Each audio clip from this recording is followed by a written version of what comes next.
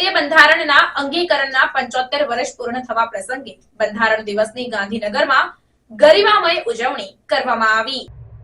મુખ્યમંત્રી ભૂપેન્દ્રભાઈ પટેલની અધ્યક્ષતામાં ગાંધીનગર ખાતે બંધારણ દિવસની ગરિમામય ઉજવણી અન્વયે મુખ્યમંત્રી સહિત મંત્રીઓ, ધારાસભ્યો, પદાધિકારીઓ, મુખ્ય સચિવ રાજકુમાર અને વરિષ્ઠ સચિવો સૌએ બંધારણના આમુખનું સામૂહિક પઠન કર્યું હતું। મુખ્યમંત્રીએ આ પ્રસંગે કહ્યું કે ભારતીયતા આપણો ધર્મ છે તો બંધારણ આપણો ધર્મગ્રંથ છે।